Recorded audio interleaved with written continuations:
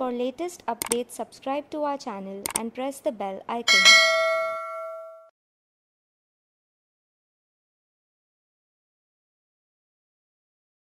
Transit facility with neighboring countries or transshipment facility with neighboring countries is as per the international convention and is covered under para 2.22 or 2.22 of the foreign trade policy currently in force. Landlocked countries like Nepal and Bhutan require cargo to be moved from India. And considering the amount of trade with these countries, so the government enacted the transshipment of cargo to Nepal under Electronic Cargo Tracking Regulations 2019. Hence, today we are going to discuss the salient features of these regulations covering the transit and transshipment facility between India and Nepal.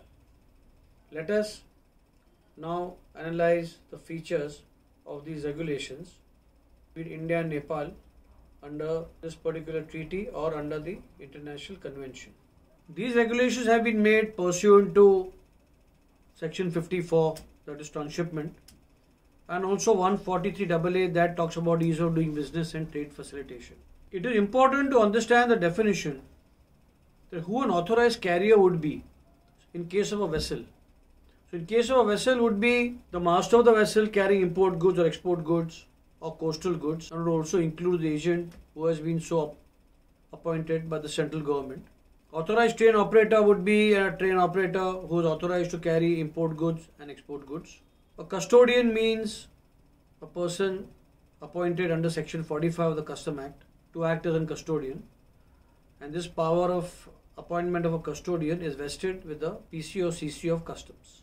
Another important feature of this particular regulation is ECTS, the Electronic Cargo Tracking System, developed between the two countries, that is between India and Nepal. This ECTS system tracks the cargo which is in transit to its ultimate destination, that is Nepal. Another category of definition is the managed service provider, that is appointed bilaterally between both the countries to provide the service of tracking, tracing and so on.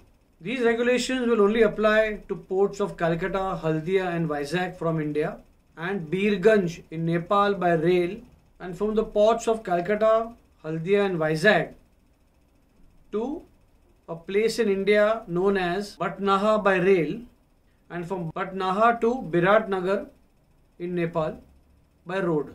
So as the regulations suggest that these are movement of cargo in to Nepal and are specially made to secure the passage of the cargo from India to its final destination Nepal, and they have been perhaps tailor-made to include certain provisions and not to include certain provisions, which we will study further in this particular video.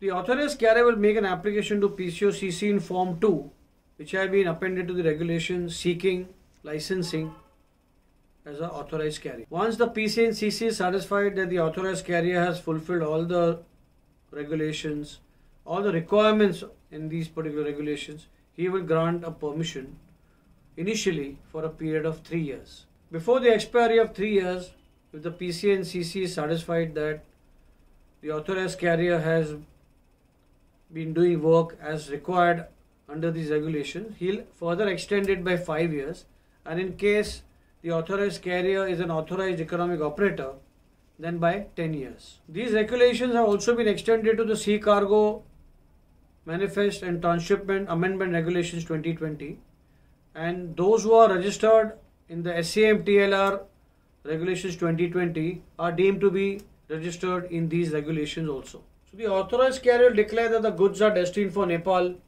either under the SAM TLR regulation, which is going from Vizag, Haldia or Kolkata port, and he'll undertake to comply with the regulations when the goods are moving by rail and then by road into Nepal.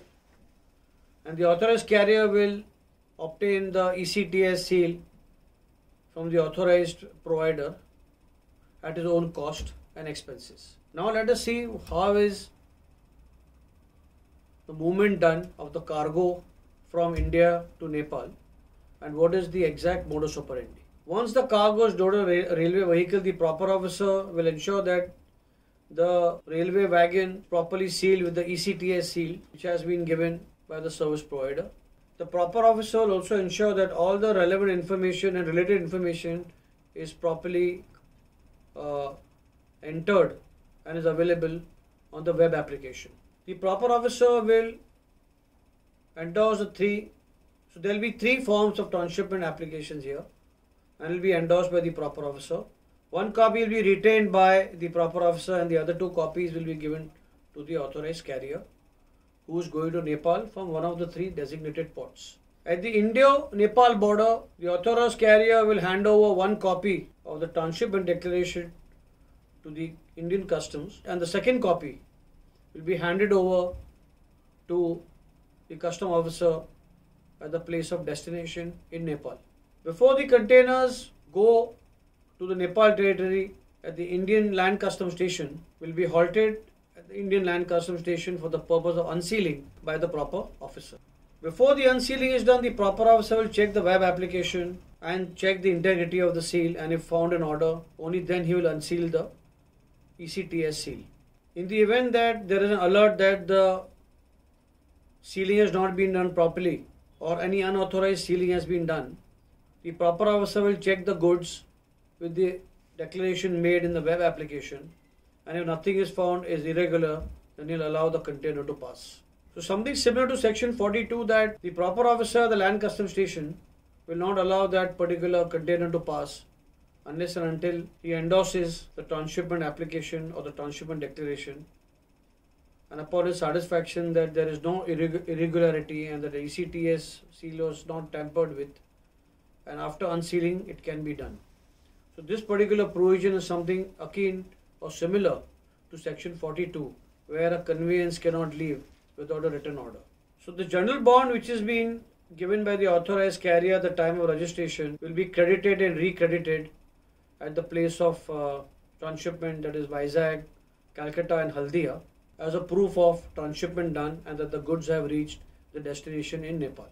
Penalty provisions are also being included in these regulations. The penalty of rupees 50,000 in case there is a non-compliance or there is any contravention by the authorized carrier, which can also lead to suspension and cancellation of his license. Can lead to suspension and cancellation of the registration.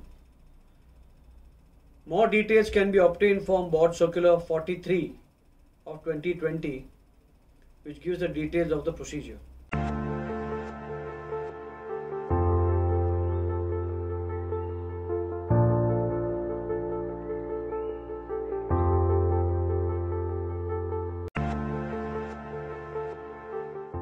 For detailed learning of all logistics subjects, visit www.logiveda.com.